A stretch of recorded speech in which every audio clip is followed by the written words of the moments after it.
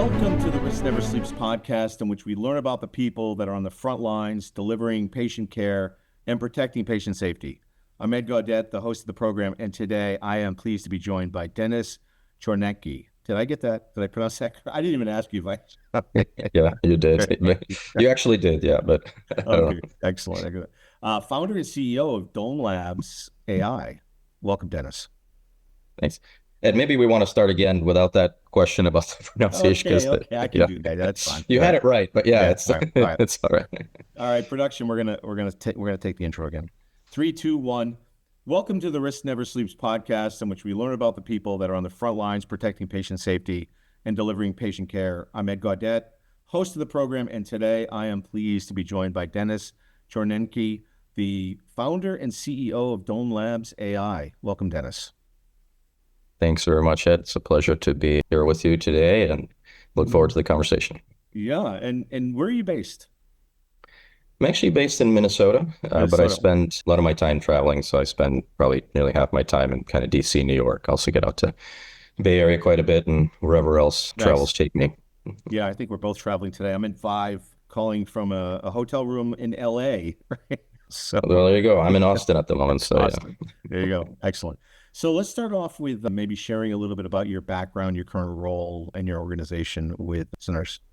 Yeah, so I can probably take just a couple of quick minutes to describe how I got to where I am at the moment.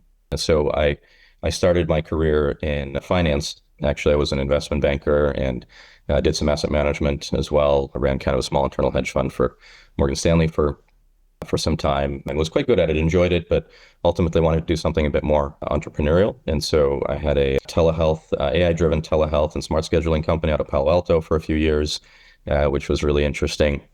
And then I ended up kind of going back to graduate school and doing some more work in research in Boston around AI and strategy and technology, and did a good deal of consulting for large technology companies, academic medical centers, med device companies, a few other kind of public entities as well, and ultimately got an opportunity to work at the federal government, at the White House as a senior advisor and a presidential innovation fellow out of the White House Office Science Technology Policy, which and this was a nonpartisan, non-political role. So I ended up doing kind of the last 2 years of the first Trump administration and first year of the Biden administration, and had a portfolio of agencies I worked with focused on AI policy, AI strategy, governance, helping them to develop their strategies, governance policies, adoption roadmaps, portfolio of civilian agencies, DoD, national security focus components as well. And then the pandemic hit, and so I ended up doing quite a bit of pandemic response work. I'm also trained as an epidemiologist and have experience with infectious disease modeling. And because of the telehealth background as well, it turned out that both of those skills are pretty useful. I wasn't expecting to use either of them. Actually, I was really just kind of focused on AI, and to even help manage a committee that produced the first executive order on using trustworthy AI in the federal government. Yeah. But once the pandemic hit, my role took a pivot, I think, as did most people's across the federal government, and nobody slept for the first 4 months. It was crazy time, obviously very disorienting for all of society, for all of us. And because of that experience, because I knew the telehealth space really well, understood the policy aspects of it, but also had the epidemiological background, I ended up becoming, I think, an important part of formulating our telehealth strategy and executing it with the goal of making telehealth accessible to as many Americans as quickly as possible.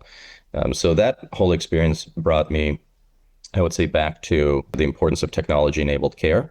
And so after leaving the government, I went to United Health Group, became their first chief officer. And then I wanted to do something a bit more entrepreneurial again.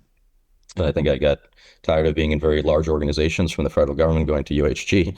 And then I formed Domelabs AI, which started out more as a services business, but we've transitioned to being primarily a product company at this point, focused on an AI governance control cybersecurity platform for single enterprises, particularly large academic medical centers and federal agencies. So that's what I'm focused on now, is building out the business, working with our customers, helping them to solve their problems in this space, especially as everybody is accelerating their adoption of AI and needs, better tools and more efficient processes for evaluating risk, clearing those applications through governance, and then monitoring them once they're deployed, and monitoring them for sunsetting as well when they're no longer producing value in various ways or becoming obsolete.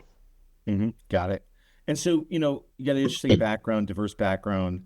Going into the operator role, what were some of the initial things you saw that were surprising to you, or, becoming the entrepreneur that you are now on that journey? What were some of the surprises that you faced that you weren't expecting? I think one of the things for me that was surprising was how disorganized I think enterprises can be when it comes to thinking about new and emerging technologies. There's a lot of perspective, a lot of conversation, a lot of interest, maybe some FOMO, but really it's very difficult for large, complex enterprises to actually get themselves coordinated to be able to meaningfully position to adopt technologies. Even just the procurement process, just, getting a contract signed, even if you want to, can be very complicated. But then, once you have it signed, actually translating the cost of that investment into value with, integration into workflows and business enablement, just how challenging all those steps were or are for large enterprises, I think was a little bit surprising to me when I was younger, and just, kind of learning about the complexity of, technology at enterprise deployment and execution levels. Yeah, it's like an Olympic event, isn't it? Well, it requires so much alignment from leadership, key stakeholders, and a lot of times, even if everybody wants to do it and agrees, there may not be clear mechanisms or processes, especially if something is new, or if it's going to have, an impact on operations and workflows that the organization is not used to, absorbing or adapting to, can be really challenging. So I think, one of the things that we see happening is, at least in healthcare, and I think other industries, is organizations recognizing that they've got to shorten their acquisition cycles. If you're an academic medical center and you want to adopt and deploy an AI technology for care delivery, you really can't wait, the usual 18 to 24 months to get it deployed, because by then, very likely the underlying model is probably obsolete, and perhaps all sorts of other factors, are going to be out of the parameters that you were initially hoping for. So I think we're encouraging data that shows that with that downward pressure on acquisition cycles and timelines, we are starting to see shorter timelines for organizations, and they're actively trying to figure out how to get better at that. And same thing on the governance side. Even once you've kind of agreed that you're going to adopt a new application, we're seeing averages of something like 48 months with large academic medical centers and kind of adjacent organizations for how long it's taking them to get applications through governance. And that doesn't make sense at all, because you can have much more rigorous, robust processes that triage, through low, medium, and high risk applications. The majority of what we see going into portfolios, 60-70% is low risk stuff. And, those kinds of things shouldn't take more than a week or two to clear if you have a well-organized process with the right authorities. And even the high risk stuff shouldn't take longer than a month. So that's kind of our focus. A big focus for our business is helping to shorten those clearance cycles for governance. Yeah, we find that the folks at the coalface, sort of the downstream participants in the process, tend to really affect the velocity at which you can drive change in an organization. Can you talk a little bit about that, what you see there? I'm sorry, can you elaborate on that a little bit as far as that component? Yeah. So we often see, the folks on the front lines that are doing the job, they're actually running the process, for example, as they're looking at the changes to their overall process, and like you said, the requirement to speed things up, right? Whether it be procurement. Yeah, the governance process or procurement. Yeah, absolutely. Yeah. Okay. What do you see there, and how do you help really those folks get their minds around the change?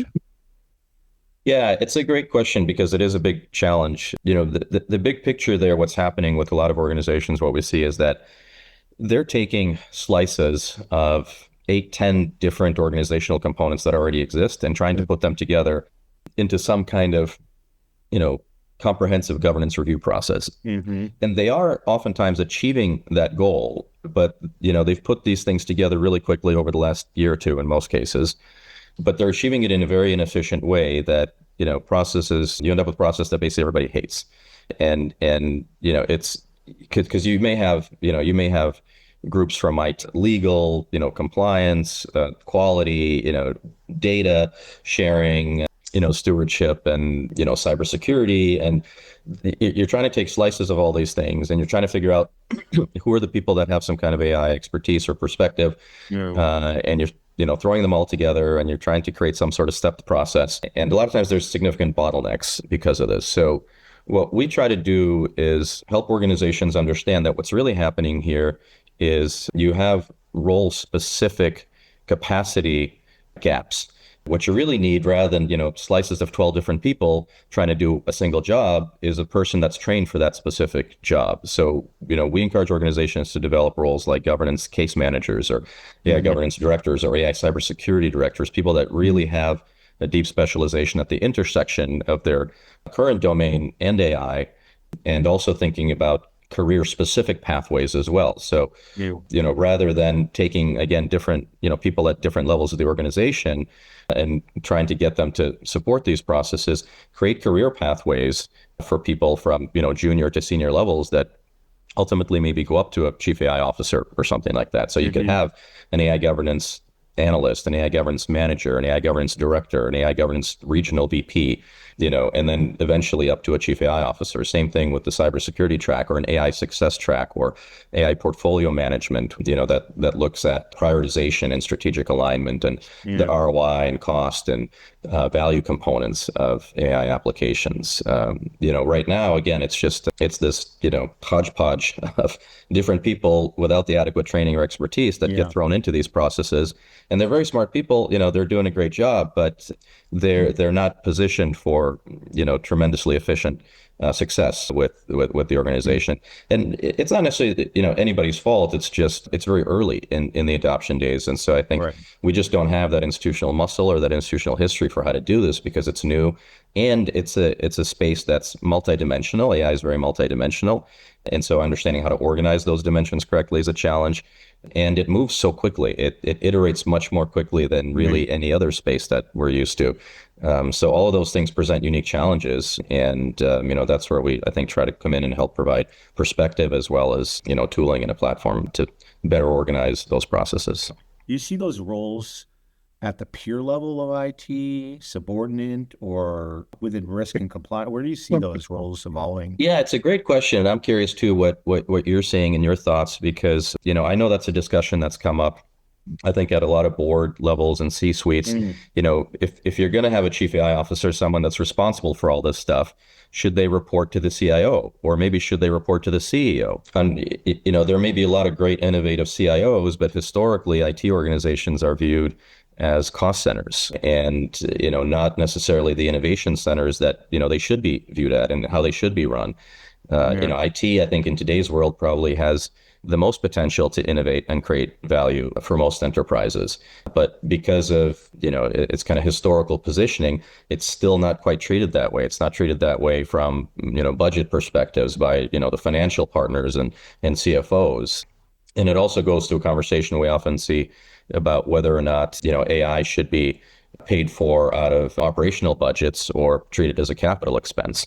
A lot of folks, will say it should be treated as a capital expense, but it's not really the intention that determines whether something is treated as operating or CapEx. It's really more the structure of those payments, whether you own the product or, it's on a multi-year or monthly license, and a number of other things as well. So the conversation is really more, I think the proper way to look at it is not so much should it be operating versus CapEx. It's more, even if it's operating, how do we create long-term planning for those kinds of investments with the right stakeholder alignment and, intentionality and commitment to those investments. But, and so all these things are kind of, intertwined to an extent and interdependent when, going back to your original question of, where should this stuff really sit? There is a view that, maybe a chief AI officer should just report to the CEO, and kind of be a dotted line into the CIO, and, they work together.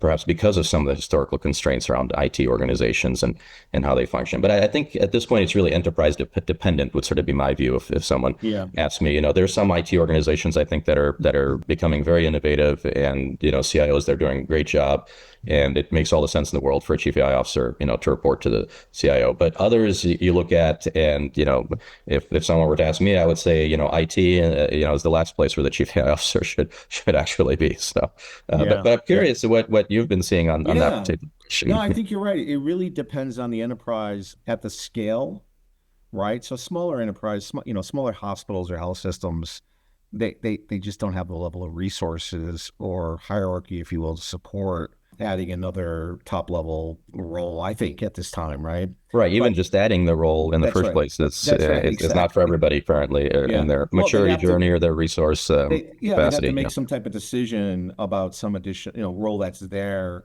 replacing that role or upgrading that role or restructuring it in some way. And I just think, they're dealing with some of the other things at this point that, that's probably down on their list of priorities.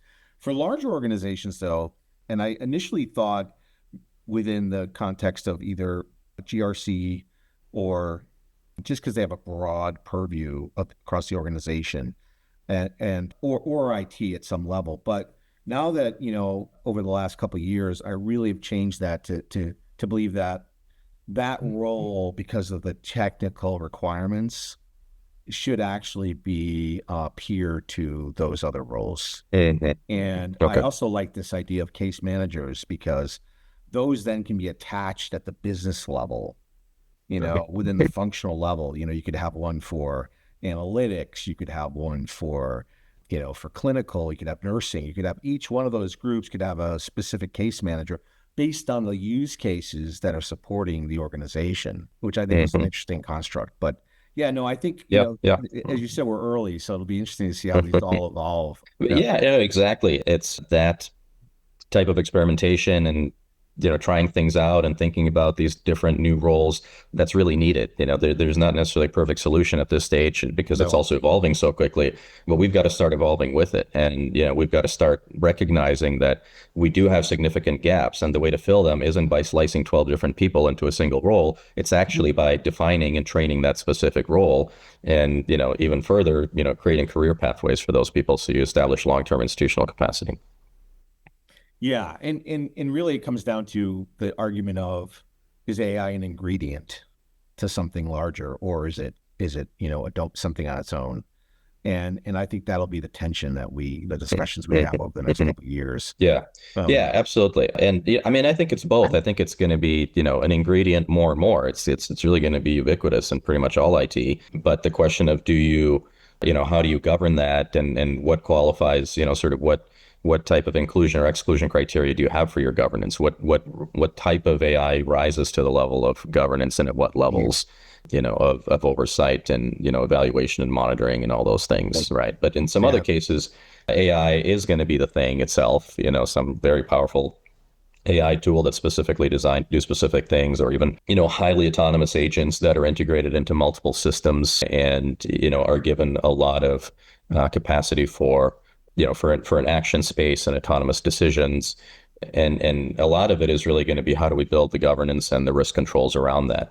What level of human involvement is required? What level of changing permissions or installing new applications, or internal versus external communications and integrations do we allow based on the particular application that we're looking for?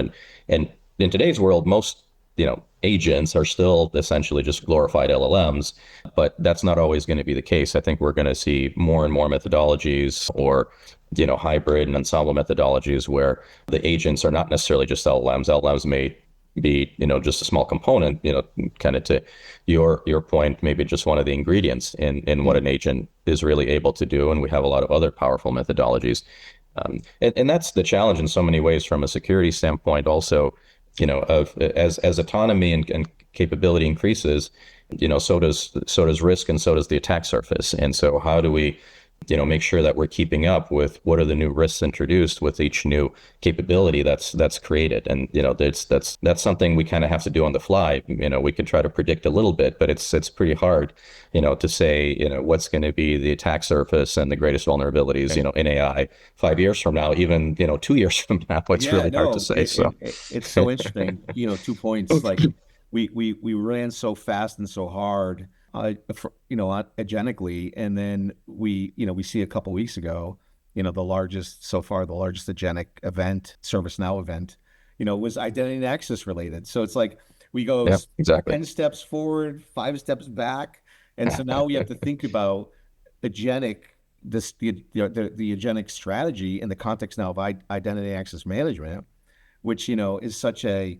human oriented construct, and we have to completely change our approach and thinking. And as we're talking, I'm thinking about maybe even taking a different approach. Maybe technology infrastructure is sort of one bucket, one area, and data, like, because right now most organizations split infrastructure, cybersecurity, and privacy as separate silos.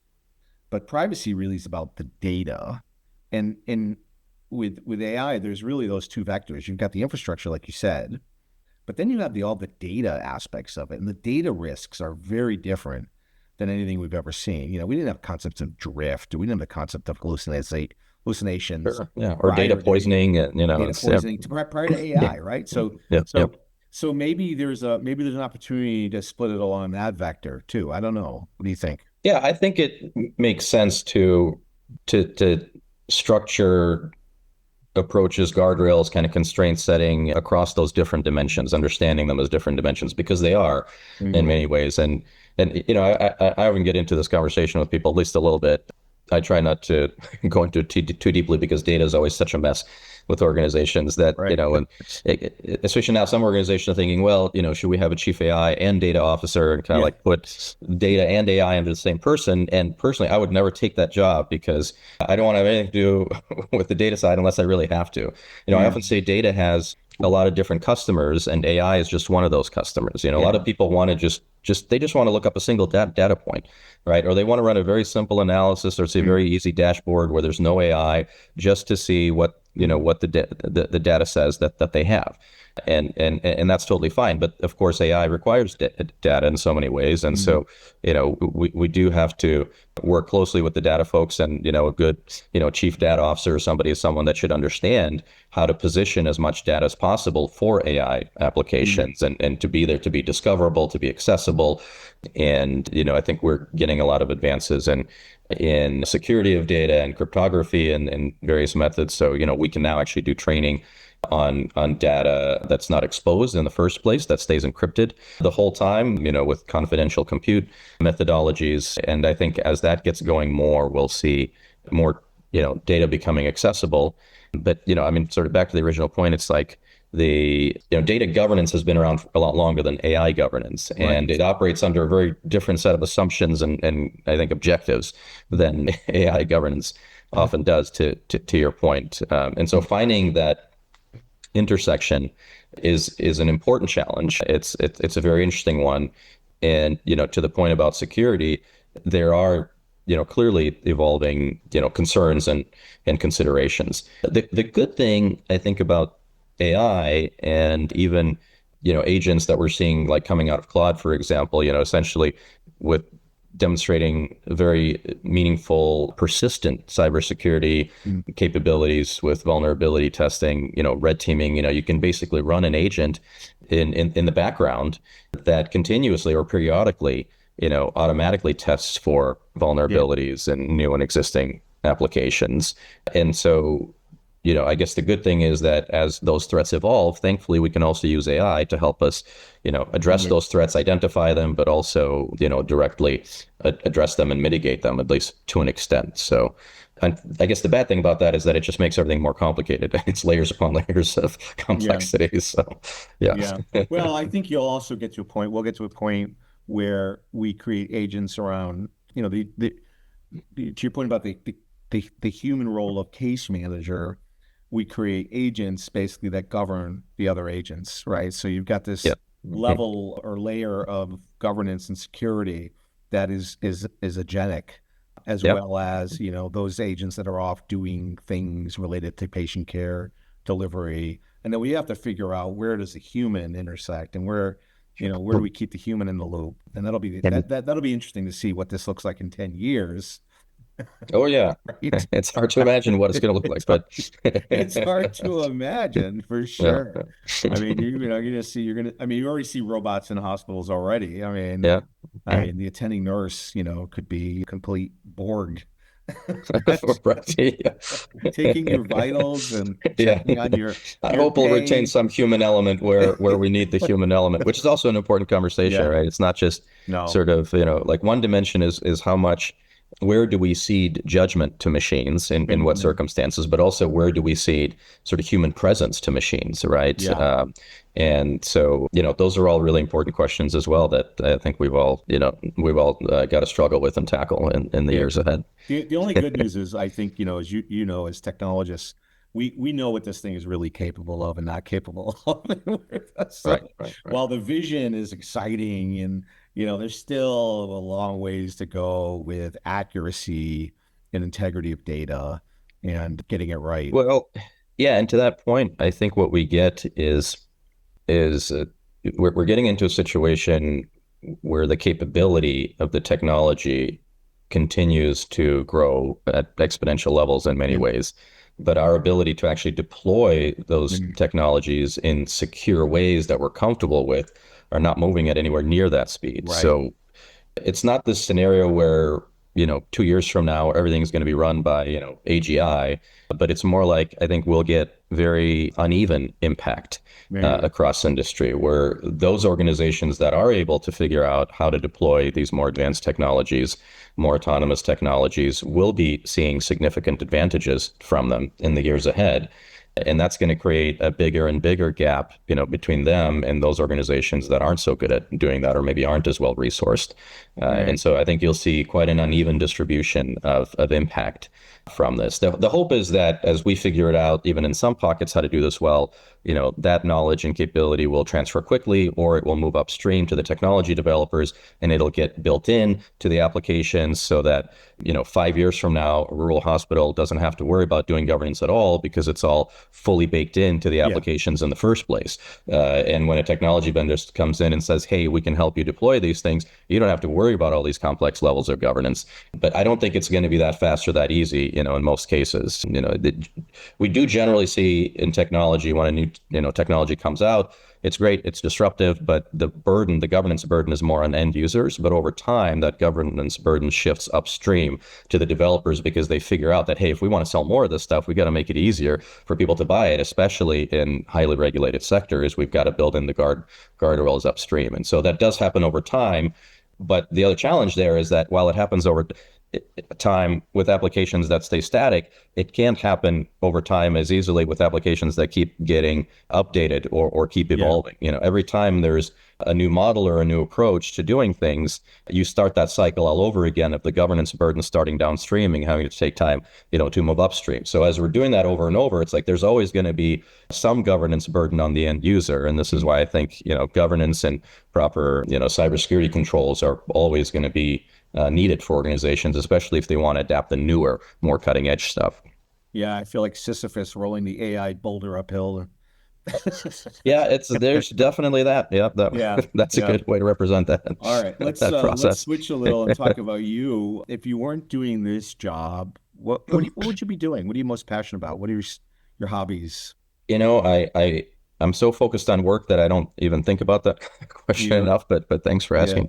I love history. I love to Mm. travel. I would probably spend much more of my time, traveling places around the world that have a lot of really interesting history, and just enjoying that experience and sort of continuing to build out my own, mental models of our history as a civilization, as humanity, and what that means for us as individuals. And I'm personally a very spiritual person, so I think a lot about how we interact with others. I think that's something that to me is more important than most other things. About how people treat one another. And it's funny, like Elon Musk talks about being concerned about where we live, and wanting to go to Mars, or now he's, kind of downgraded that vision to the moon, even though even a year ago he was saying the moon is just a distraction. Um, but but I'm more concerned, sort of with how we live, and how we interact as a civilization. And so I think there are a lot of great opportunities with technology for us to help kind of rethink our institutions, how they're organized, how people are treated within those institutions. But there's also, of course, a lot of risks with technology as well. One of the reasons in the governance space is helping to ensure that we use these technologies in ways that are ethical and, meaningful, and actually help advance society and culture and in the right ways, and, helping to make some small contribution. I'd probably also spend a lot of time, or more time, reading just leisurely, rather than, reading news about AI. It's like, if I were to count the number of times every day I hear, read, hear or think of the word AI, it's nauseating. So, Yeah, I know, exactly. More than anything, I'd love a break, from all that. So, What are you reading these days? What types of books are out uh, there? I tend to read, a combination of, professionally oriented material, also a lot of policy news. I think there's a lot of intersection, that's important with policy and technology. So definitely keep up with what's happening there, not just domestically, but, globally as well. And, particularly in certain regions also. But then, again, I like to read about history. I'm very interested in the world's different traditions. And so when, there's a new book that might come out on a particular, topic or region that's of interest, I'll try to pick it up if I can, find enough time to actually do some reading before bed or something. There are so many books out there. I have like 5 going at any one time. Yeah, It drives my yeah. wife crazy. Well, yeah, I have a good size personal library at Mm. home, and it also drives my wife crazy that like I keep adding to it, and it's not clear how many of these new books I'm reading. It's like I get a few That's from Amazon, almost every week mailed to me, and Yep, she's like, "There's no way you're reading all these." absolutely. It's Oh, yeah. like, So where are we putting them? one day she said, the books are having babies. What's going on? Yeah, something like that, exactly. And That's fun. I mean, she's largely right. So Yeah. yeah, Yeah, I mean, I have the Kindle. I travel with a Kindle, but I also yeah. bring physical books. I just love a physical book. I don't know, something about it. I do. I'm the same. I almost always have a physical book or two. Ideally small ones that fit into Yeah, that's into my carry-on easily. So yes, yeah. Oh, that's great. So if you go back in time and tell your 20-year-old self something, what would it be? It's an interesting question. I try to live my life in a way where I feel like I don't really regret anything. I just kind of Mm. accept the decisions and things that happened, and certainly we make mistakes, we learn from them, we try to become better people, and I also try to be somebody that accepts the things that life has put in front of me, and not sort of second guessing those things or going, gosh, I really wish if I could have just Mm. changed that one thing back then, my life would be Yeah. so much better, kind of thing. It's And I think our job is to accept with humility the things that are put in front of us, and to mm, find the wisdom and meaning in those things for us, and that's our journey, and that's who we are. But if I were to take a hypothetical on this, I might say that I could have maybe benefited from a perspective about understanding optionality with different types of education. So, yeah. like, I started my undergrad at UC Berkeley doing computer science, and I thought it was great. I loved it. But the more I thought about a career in the future, my idea of computer science at the time was like, well, I don't want to sit in some basement, coding for some big corporation my whole life. That doesn't sound very fun. And so I ended up switching my major at some point to political science and statistics, which still had, some kind of technical element to it. But I think if I were to tell myself, back then something useful, I would have said, hey, computer science actually gives you a ton of optionality. You don't have to be stuck in any basement. You can be an entrepreneur. You can build your own apps. There's so many different things you can do with that foundation. But again, I think I was just kind of feeding my intellectual curiosity at the time, and so Mm. I don't regret anything. But I think my views were maybe a little bit more narrow than they should have been, and even not just on computer science, but I think a lot of other kind of career pathways and things. But maybe that's just kind of experience and perspective that we build over time. So Yeah. Speaking of perspective, what's sort of the greatest lesson you've learned throughout your career? gosh, there are many, and and oftentimes painfully learned. So, Mm. one thing I learned, I'd say about leadership in particular, is where I've been in a couple of situations where I had pretty strong convictions about a course of action. And I had a number of people, kind of key stakeholders that were also in alignment with that. But then there were some others that, had a different view. But I knew that with a little bit more effort, I could have won over more of those people enough for the organization to take the course of action I had strong convictions about. And I didn't kind of put in that extra effort to win over key stakeholders. And ultimately, I think, in those situations, what I was concerned about did end up happening. And so, I wish I had put in the extra effort because it would have been better for everybody. Yeah. And so I think one of the lessons for me out of that was that when you have strong convictions about things, put in the extra effort, do your best. It doesn't mean, you can't be wrong. It doesn't mean don't listen to other people, but it means take the extra time when you believe something is important to, really do your best to get all the key stakeholders on board on a particular issue or direction, and follow those convictions, and you will generally see better outcomes. Yeah, and that's great advice. I mean, you have to be a bit of a gladiator, emperor, politician, and poet all in one, right? That Right. diplomacy. Yes. So, and you learn that Yeah. later in Thanks. life. Like Yeah. I've made so many of those mistakes as well. Can't you see? Why can't you all see this? Well, right. And organizations make that difficult, to Yeah. do that a lot of times, to even get time with the right stakeholders. At large organizations, people's time isn't split into, 30-minute increments. It's split, split into 10-minute increments or Right. 5-minute increments a lot of times. And there is an art to it, because certainly, especially if you can get people to feel like, they came to a conclusion on their own, it's much better than, they ended up having to agree with someone else's idea. So, Yeah, no, exactly. Yeah. Well said. Well said. All yeah. right. So you're on an island. It's your island. You can bring either 5 records or 5 movies with you. What would they be? Oh man, I don't know. It's a pretty broad interest, and maybe I'll maybe just talk in some general categories. I'd probably take some 80s movies with me. I might take a sampling of music from a few different decades, I guess a few different genres, might be some, and this is going back, might be some Doors and Pink Floyd and, things like that. Dude, So, I'll join your island. all right. I was a Yeah, but they huge probably have some more Doors. modern things too, kind of a Yeah, mix. So yeah. I was a huge Doors fan growing up. That's how Yeah. I got into writing and poetry. Jim Morrison and Well, yeah, he was a great poet, actually. Yeah, oh, it not was a amazing. lot of Yeah. people, look Uh, at that side of him. So, yeah. No, books published, and no, he's really, really smart dude. And Mhm. some people think he's still alive. Well, So, he's alive in some ways, in all of oh us, no, so spiritually he's alive. No, that's no doubt, no right. doubt. All Yeah. right. What advice would you have for folks that are coming out of school and want to get into cyber, want to become an entrepreneur? Yeah, that's a really interesting question right now, especially I think more than ever, because AI and technology really is starting to take over more junior to mid-level roles. Mm. Even in organizations where traditionally we've thought it requires a lot of expertise and specialization, like consulting, investment banking. A lot of what happens there is like spreadsheets and analysis and market research. And, turns out, AI an is really good LLM at even a year ago could do that a lot better than most of the that. junior analysts coming Right. in, and much faster. Same Mm. thing with like graduate, research for graduate students. Mm.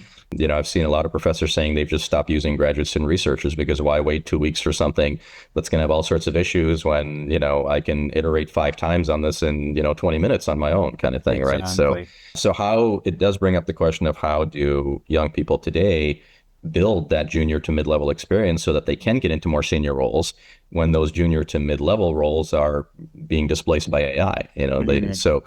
So I think it's really important for people, to the extent that they're comfortable with it and have the capacity, to use AI as much as possible, to learn about how it works, what it does, what it doesn't do, where, in what areas is it really good and what areas is it not so good? Mm. Where does it make sense to cede human judgment to AI, at least, in some respects, and where doesn't it? And, and where is a healthy combination of human and machine working together, and what does that look like? And to do that, you also, as a human, have to develop critical thinking skills. So it's really important for all of us to develop critical thinking, to understand that in any one situation, there are probably multiple options. maybe sometimes one is more obvious than others, or others are much more difficult, but nonetheless understanding them and being able to evaluate them and the pros and cons of each option, and understand that there'll be multiple perspectives that may all more or less be correct at the same time. Yeah. There's no easy answer, and developing those skills, but then applying them to this question of where should we use AI, and where shouldn't we? So so I encourage young people to use it as much as possible in everything, just so that they start getting a sense of what it's good at and what it's not, and how it works. Even if you're not a coder, you're not a technologist, use it, because you will nonetheless intuitively develop an understanding of, where it's stronger, where it's weaker. And in a world that is going to be more and more dominated by AI, or people who know how to use AI, those skills are going to be really critical. Yeah, and learn it at a foundational level, pull it apart. Like, back in the day when we would pull apart PCs and laptops, or build our own from the back of a Byte magazine, Agreed. ad, Yeah. right? Like, get your hands in there and figure it out. Last question. Risk Never Sleeps podcast. What's the riskiest thing you've ever done? The riskiest thing. Oh, gosh, I don't know. I feel like as an entrepreneur, everything I do is risk, at least compared to other pathways I could have taken. Gosh, I think a lot of it, yeah, maybe just being willing to kind of bet everything on, at least some modicum of entrepreneurial success, giving up seniority in organizations, giving up equity, essentially being willing to put yourself and your family through, very difficult, financial, circumstances where, you're just kind of barely living, month to month kind of thing sometimes. And it's, really important that, you continue to meet certain milestones, as an entrepreneur. I think that's really challenging for everybody, and exposing others to that kind of risk is a difficult, decision, and managing that is hard. So I've certainly had times in my, life where those things, were very much front and center, very difficult, very challenging. But you learn from it, and it certainly motivates you to keep working. It's not one of those things where you can just get lazy and walk away. So, yeah. No, it's so hard, especially with family, because, they need to be participants in it as well at some level. Yeah. Right? It's Yeah, they need to appreciate what you're doing. They kind of need to believe in it, in yeah, you, and and then they also need to, feel like they're still, taken care of, and they're yeah, going to be okay, and you're not gambling with their with their that's lives, right. kind of thing. Yeah. So yeah, You're not on the craps table. right, right. That's right. All right. Well, Dennis, this has been incredible. Thank you so much for your time today. Thanks, Ed. Yeah, This is Ed Gaudet from the Risk Never Sleeps podcast. And if you're on the front lines protecting patient safety and delivering patient care, remember to stay vigilant, because risk never sleeps.